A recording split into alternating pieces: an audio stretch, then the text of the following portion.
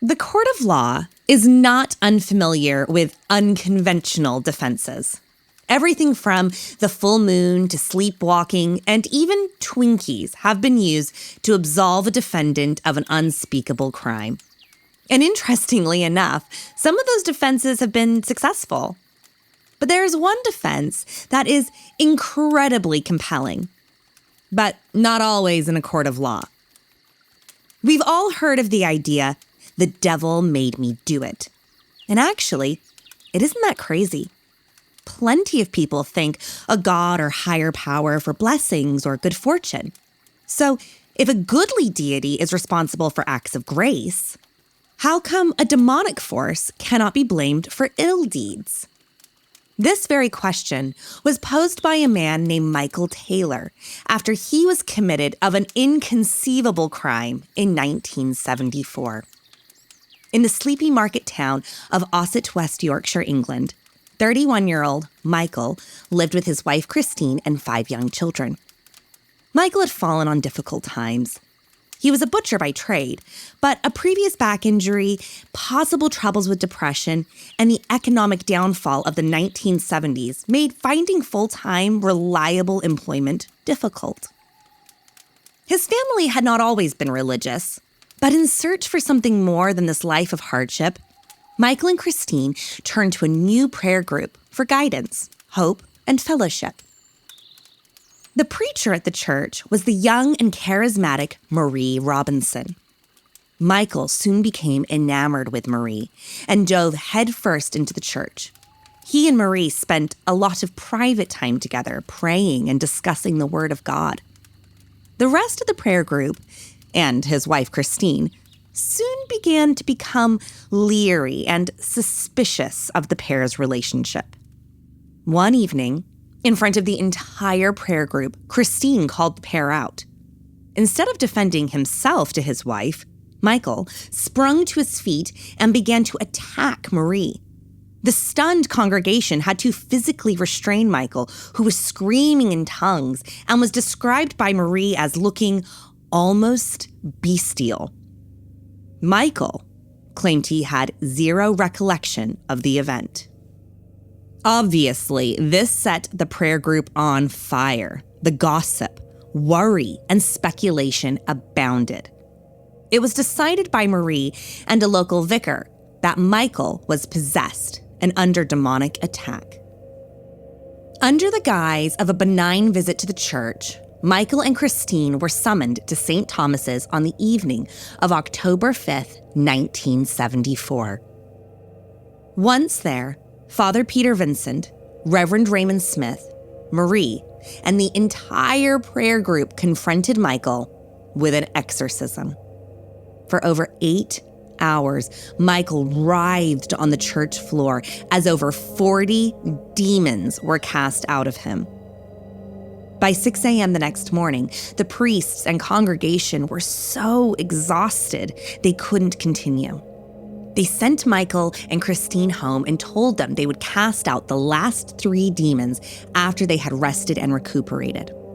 So, Christine, Michael, and his remaining 3 demons, insanity, violence, and murder, headed home. Once back in the family home, Michael turned. He began to violently attack his wife.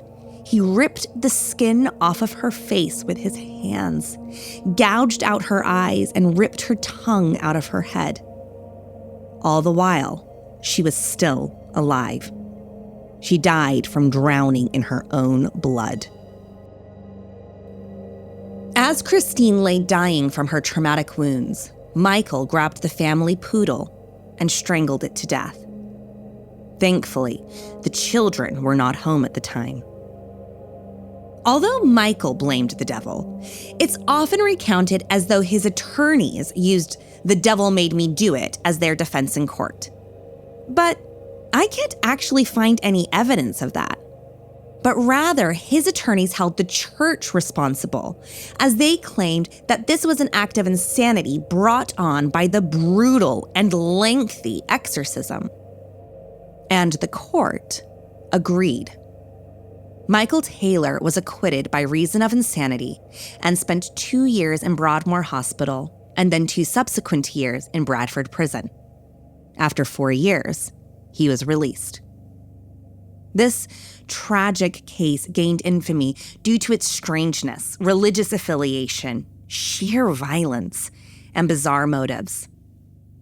But can we blame Satan for these acts? Or people who were acting in the name of God?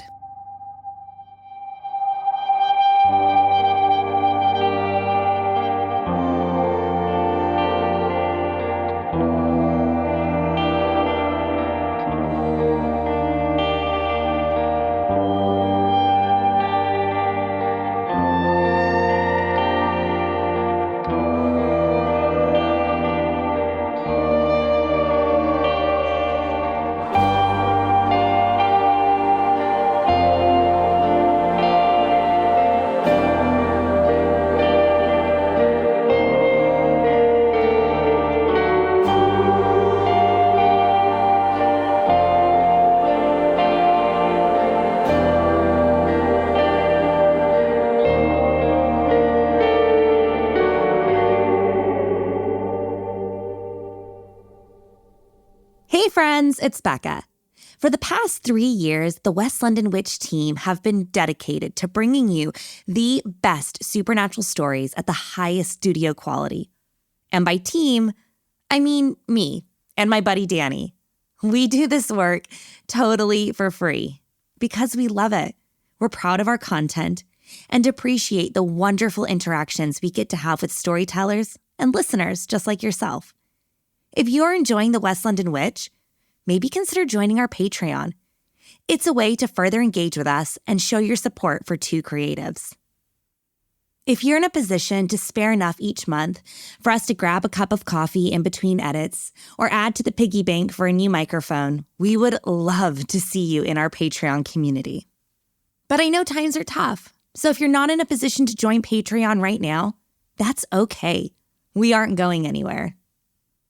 Head on over to patreon.com/The West London Witch. For as little as £1, $1, €1 a month, you can gain full access to our coven, a space where we share behind-the-scenes stories, dive deeper into each episode, answer your questions, and have special little treats to thank you for sharing your love and kindness with your favorite little witch.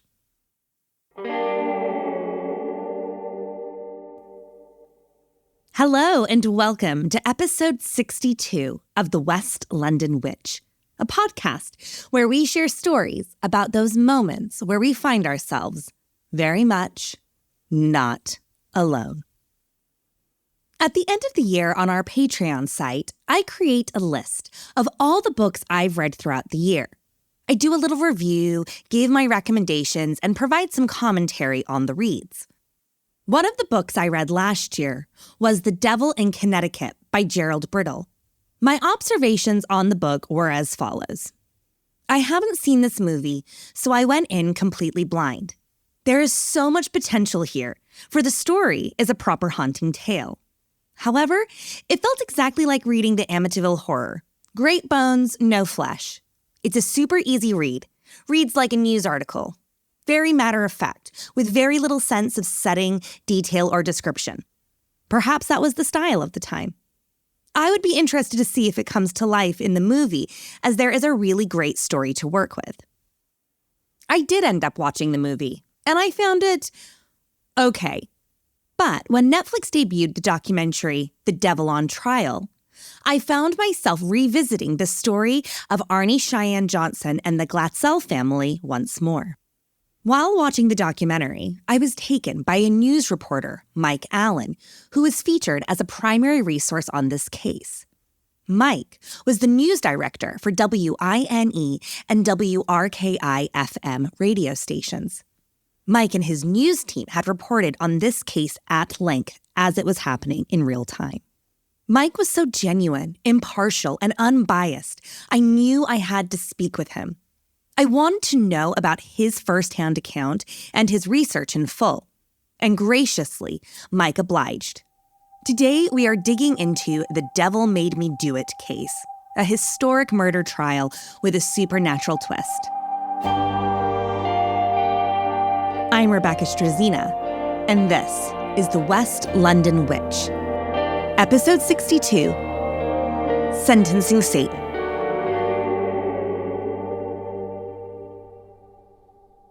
Let's start pretty much at the beginning. I think you need to put this into context when this event happened, this murder and the subsequent allegations of demonic possession.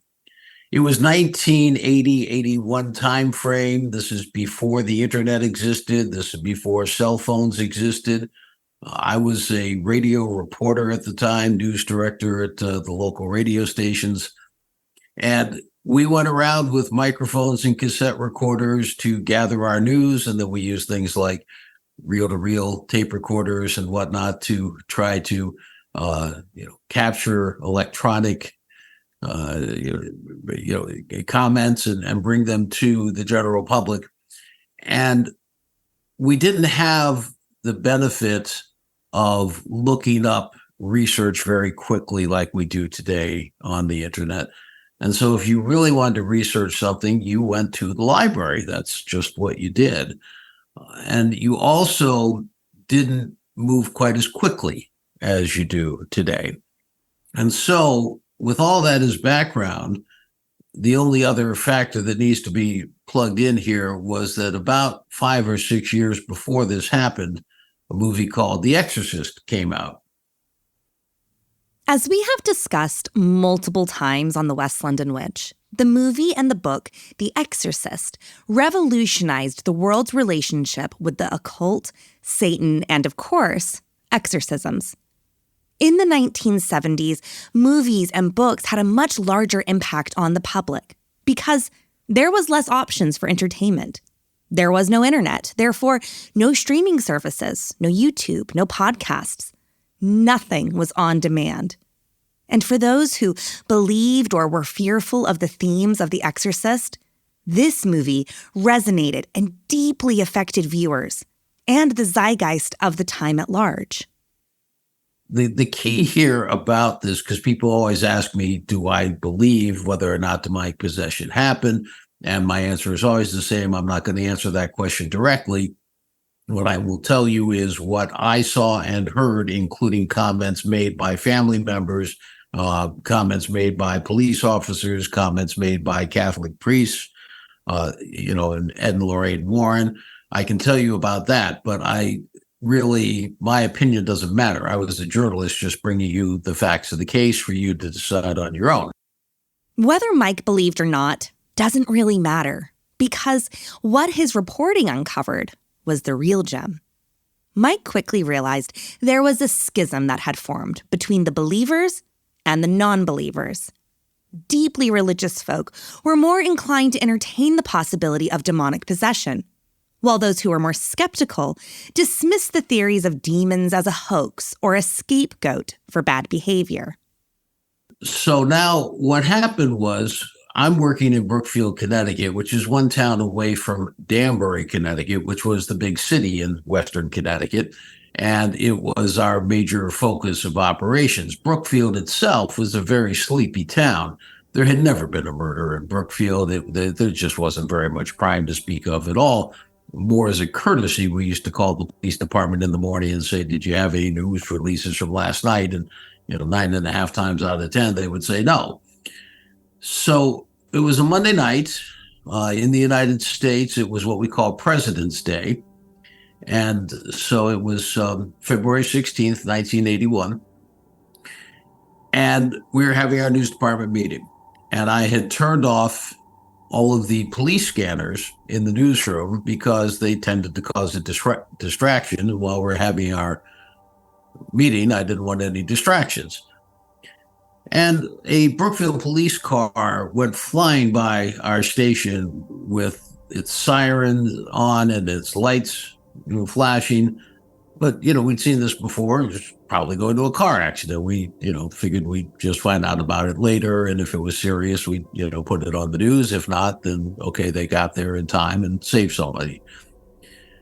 We go home. I did the morning news, so I come in the next day and stop to get my coffee and get the local newspaper, and I look at the headline on the local newspaper that says that Alan Bono was stabbed to death at the Brookfield Kennels overnight.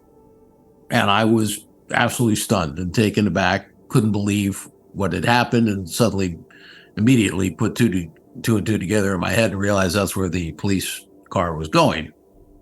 The stabbing had occurred only a mile away from Mike's radio station headquarters. Immediately, Mike summoned the troops and the whole newsroom sprung into action. We quickly find out that a 19-year-old, Arne Cheyenne Johnson, who was originally from Bridgeport but had moved to Brookfield and was dating a Brookfield girl, I shouldn't say girl, a woman, she was 26, Debbie Gladsell, and they were living at the Brookfield Kennels, which had some apartments on the property, and Debbie was grooming dogs in return for free rent, and Arne was living with her at that point in time. And what the police report said was very clearly that Arne had stabbed the manager of the Brookfield Kennels, their landlord, Alan Bono, to death, that witnesses had seen it, that he had fled the scene, and that he had been captured about a mile away and taken into custody. He was being held on $125,000 bond and was going to be remanded to the Danbury Superior Court in the morning for, murder charges. And so, frankly, and you hate to use this characterization, but frankly, it seemed like a pretty much open shut case. And not that any murder is ever routine, but there are certainly some murders that are a little bit more bizarre than others. And this one seemed to be probably a crime of passion or something. We were speculating, we didn't know.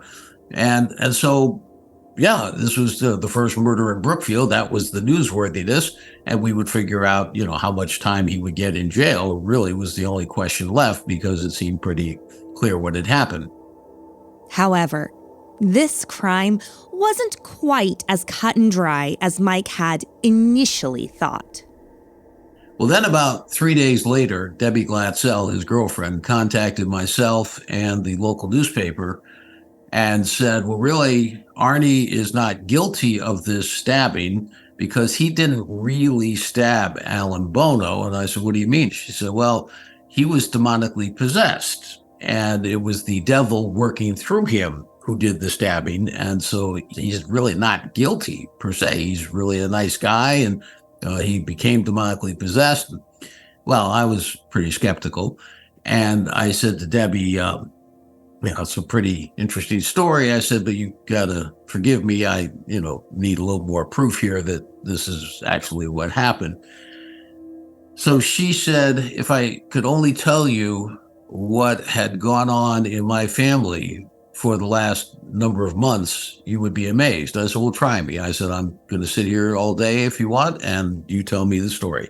And she proceeded to tell me this unbelievable story. Arne Cheyenne Johnson killed Alan Bono on February 16, 1981. But according to Debbie, his girlfriend, the real story all began during the summer of 1980. Debbie Gladsell was the eldest of 4 children. At the time, she was 26, living with her family in Brookfield, Connecticut. Debbie's 3 younger brothers included Carl Jr., Alan, not to be confused with the victim Alan Bono, and little brother David, who was 11 years old at the time. And what she told me was that they had actually fooled around with a Ouija board, which certainly added a dimension to the case for people who follow such things, that you're not supposed to be playing with Ouija boards, and they can invite in spirits and that sort of thing.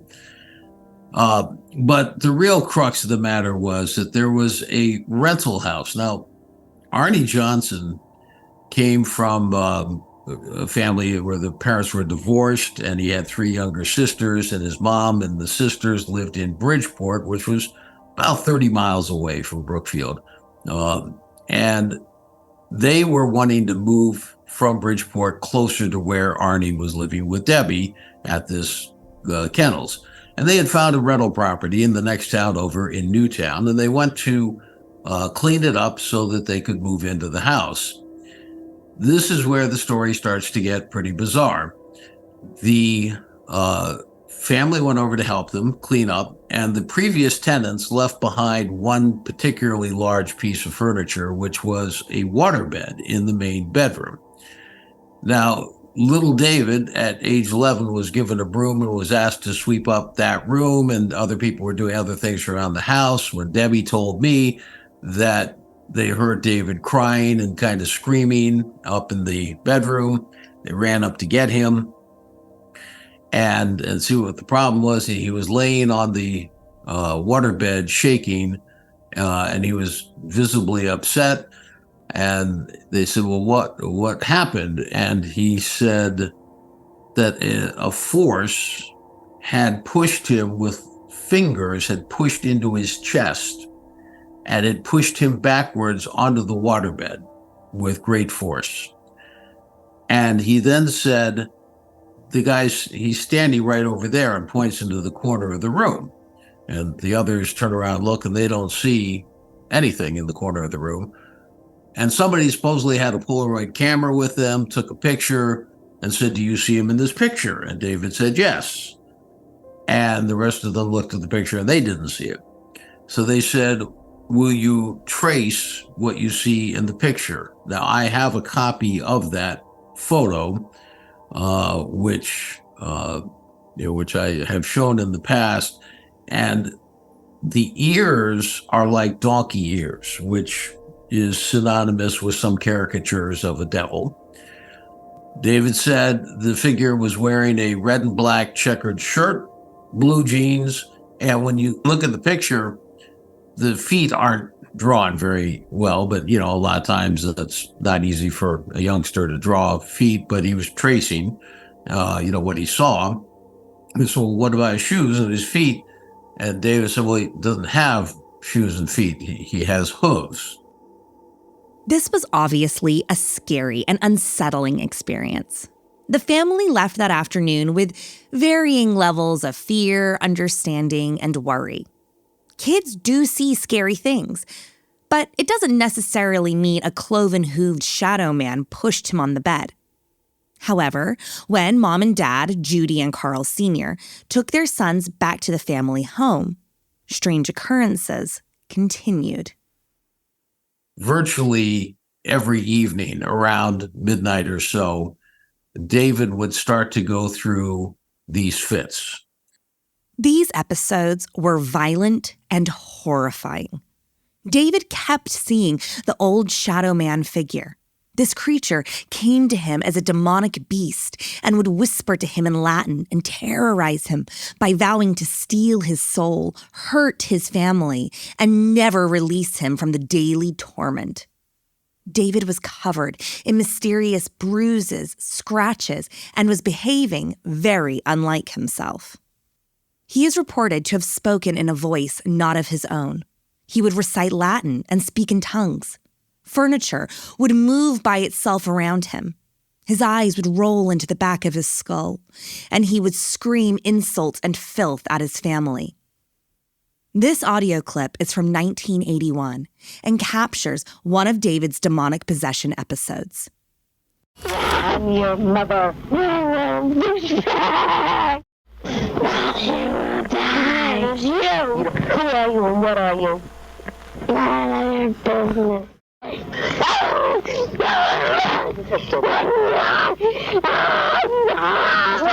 doing it.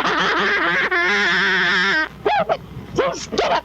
No, don't get up. Get off my hand. Get off right now. Get out of my sight. Leave this girl around. This was going on virtually every night. And finally, the family called the Catholic Church in Brookfield, which was less than a mile from their house. And they came by and blessed the house, used holy water in each of the rooms. That didn't work. David was still going through these fits every night. The church said you might want to contact Ed and Lorraine Warren, who have maybe knowledge of such things because you might be, experiencing some sort of paranormal activity. And so they get called into this case. The Warrens didn't witness these outbreaks themselves, but rather advised the family to document and to record David's demonic possession episodes. They believed they might need to gather evidence for the Catholic Church to conduct an exorcism. And the only way that they're going to do this is if you have some sort of proof. So that's what the family did, and that's why we have all these recordings and all the photographs, is because this took place. The Warrens then heard these tapes, saw the photos, and concluded that, yes, you really need to go to the church to do this. They said they had been to the church, and the church had not necessarily been interested in doing that. He said, I'll get involved and help there. They contact the Brookfield Church. They play these tapes. They, show them the photos. And there were allegedly 3 exorcisms held in Brookfield, at least one of them at the Brookfield Roman Catholic Church. I spoke to a priest who participated in one of them, and I also spoke to Father Francis Virgilak, who was the exorcist for the Bridgeport Diocese that was having the oversight of this case. Father Virgilak was very much on the record with me. The priest, who I won't name, was very much off the record. And when I said to the priest, first of all, because he was the local priest, right there at that church, I said, look, we have people out here in the community saying that it's some of these, episodes that David's head is expanded to 2 to 3 times its normal size, that there's been levitation, that furniture has flown around the room, all the things that you see like in the Exorcist movie and other things. There are some people in this community who are legitimately scared. And what I'd like to do is be able to tell them one way or another that, look, folks, go back to your lives. There's nothing to worry about, or, whatever the truth is. And I was told that I was being asked to violate a sacrament of the cloth between a priest and a family, and that that would not be appropriate, and that I should not seek to do that because they really can't talk about what's going on in the family. And I pressed them. I said, look, I'm not looking for details. I just want you to tell me that it's okay to say there's really nothing to be worried about, folks. There's not like a devil running around Brookfield. He said, all I can tell you is that if this goes to court and we are compelled to testify, you will have plenty to write about. So that was what the priest told me. Father Virgilak told me that he called these events ceremonies, not exorcisms. And he said, you need to understand that when the Catholic Church performs a full-blown exorcism, it's called a ritual Romano, the high rites of exorcism. We did not do this in Brookfield. What we did do, he said, was there are ceremonies that we perform to assist families who are having crises with faith, but we did not perform the high rites of exorcism. After speaking to the clergymen, Mike went back to Ed and Lorraine Warren and confronted them with the information that the church had stated that there had not been an exorcism performed in this case.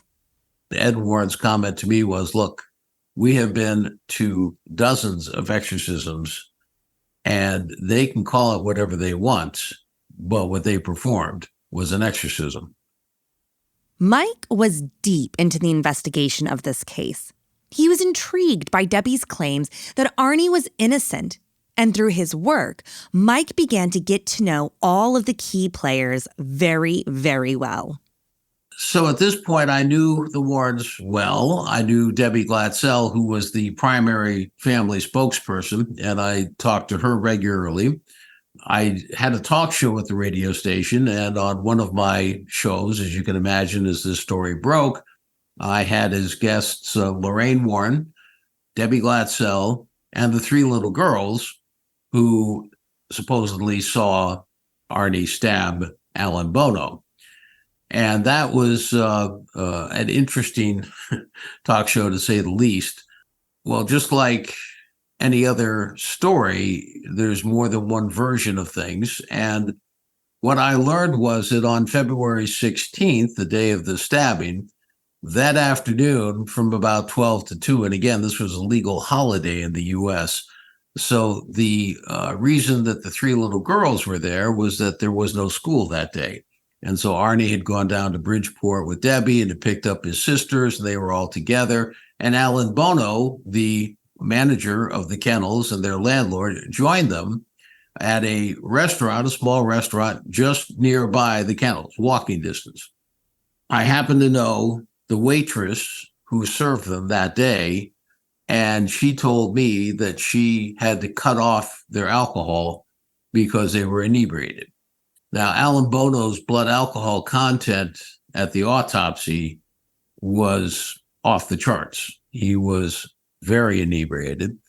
Arne Johnson's was elevated as well. My source, the waitress, said they were both drinking, and Debbie would later say that they were both drinking. After being cut off at the restaurant, the group, consisting of Arne Cheyenne Johnson, his three little sisters, Debbie Glatzel, and Alan Bono, headed back to the kennels, where Alan kept the party going. And Alan apparently continued to drink and was at this point really inebriated and had turned up the volume on his stereo very loud and was wanting to dance and party. And Debbie was concerned because the three little sisters were kind of seeing things that she didn't feel they should see. And so she said, okay, it's time to go. And he said, no, can't go. And he grabs one of the girls by the arm, at which point Arne left the office, went over to the apartment on the property where they lived, came back. And by the time he got back, Debbie had managed to help the little girl escape, got the little girls down the stairs. Alan Bono had chased out after them.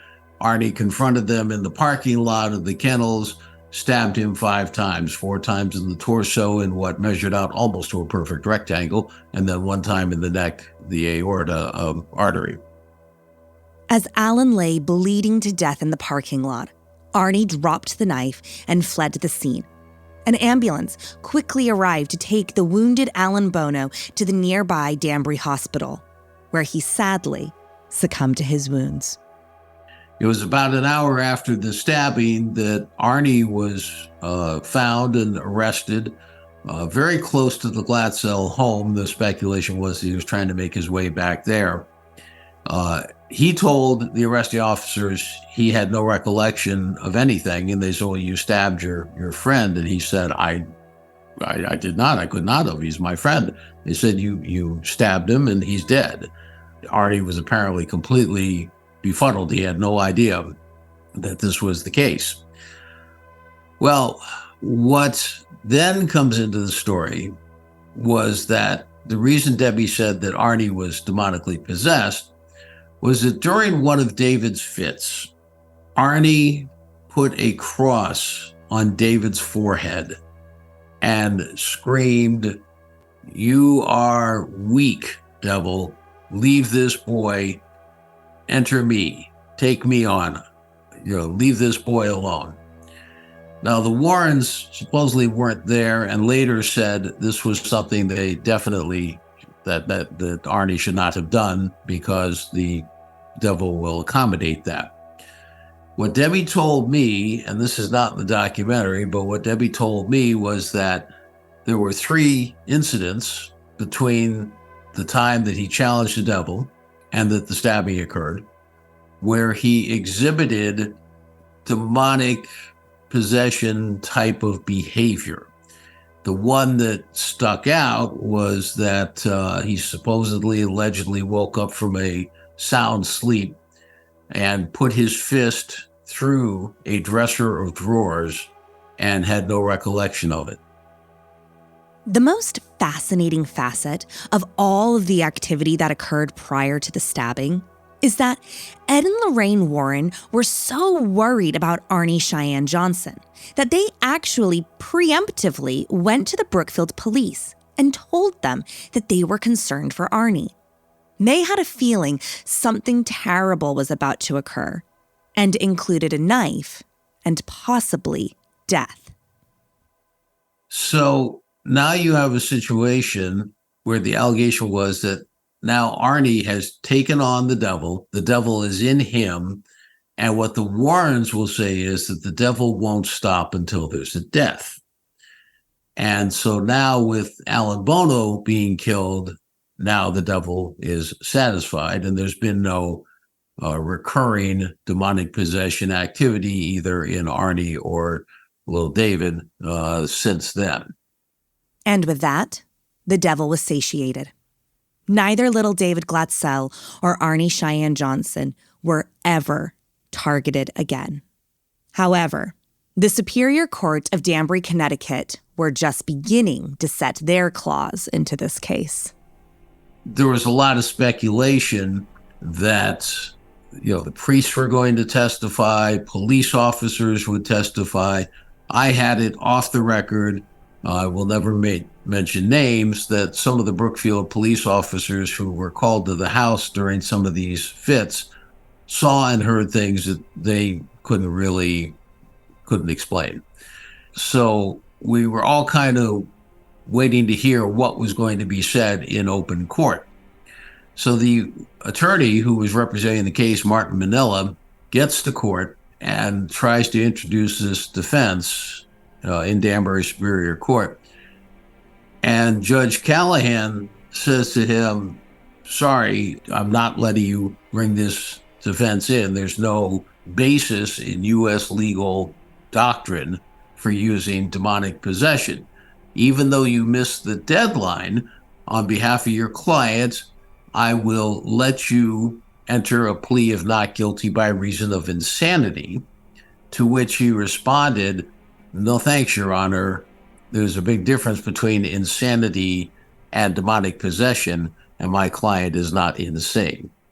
Because the infamous "the devil made me do it" defense was thrown out of court, there could not be any evidence introduced to suggest that line of mitigation.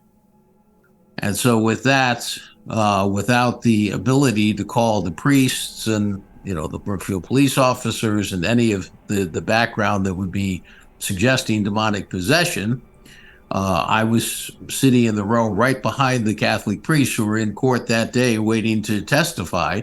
They got up in unison as soon as that order was given by the judge, got up in unison. It was almost rehearsed, turned and walked out of the courthouse. We never heard from them again. And indeed, the Roman Catholic Church did not participate in this Netflix documentary at all. They would not comment. There were not only allegations, but an admission by Debbie that there had been a relationship between her and Alan Bono. She said that it was no longer active, that it had ended. There are, in the Brookfield police records, allegations made by some of the other tenants in the apartment that they thought there was an affair going on between her and Alan Bono.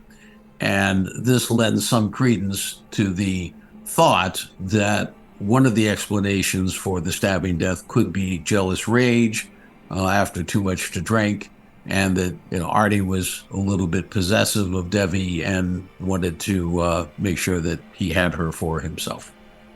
So the case went on to become a standard murder case, and what the attorney was able to do was to get the jury to give him a manslaughter charge, which the judge gave him a 10 to 20 year sentence. He was released after 5 years for good behavior, and he married Debbie Glatzel while he was in jail. He stayed married to Debbie until she passed away 2 years ago, and he is alive and doing well today. Today, the schism lives on. Was Arne Cheyenne Johnson possessed by the devil, or a moment of madness? There's no question that the family, most of the family, there's one doubter in the family, but the rest of the family thought that this was demonic possession. Who am I to say it was or it wasn't? I'm just here to report what I was told. The problem with this case or any similar case is you can neither prove nor disprove the existence of the devil. any more than you can prove or disprove the existence of God. It comes down to personal faith and personal belief. And I don't want to pass judgment. I just think that, in such cases, the proof, the burden of proof is maybe a little steeper than in normal cases. But I also believe in my heart of hearts that whatever this poor family went through, I hope that for their sake, after 42 years, we can just sort of let this go now. It cannot be overstated how difficult a case like this is to analyze. There is solid evidence that very human ills such as alcohol, lust, and envy could be the motive for the killing of Alan Bono. But we cannot ignore the supernatural side of the story either. And maybe that's where the devil really works, in the shadowy land of ambiguity.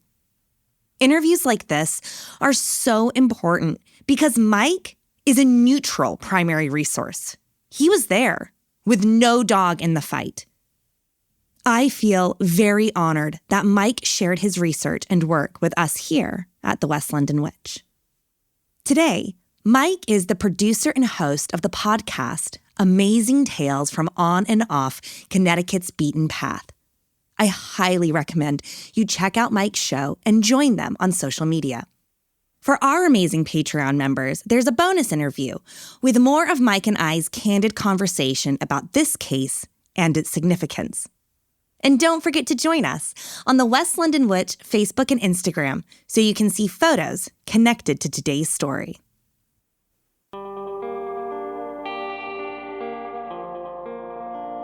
Do you have a spooky story you'd like to share? I'd love to hear it. Drop me an email at thewestlondonwitch@gmail.com or find us on Instagram and Facebook at The West London Witch. If you enjoyed today's episode, don't forget to subscribe, rate, and review. And come and follow us for additional content on Instagram and Facebook. Until next time, merry meet, merry part, and merry meet again.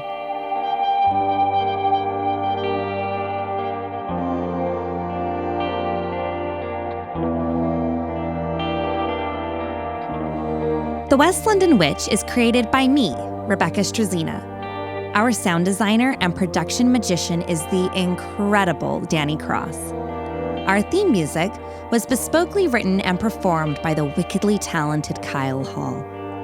Our cover art is the beautiful collaboration between Lizzie Wilson and Jake Bowser. Special thanks to Miss Sinead Bowers, our quality control and biggest cheerleader. And thank you to you, all of our listeners all over the world. These are your stories.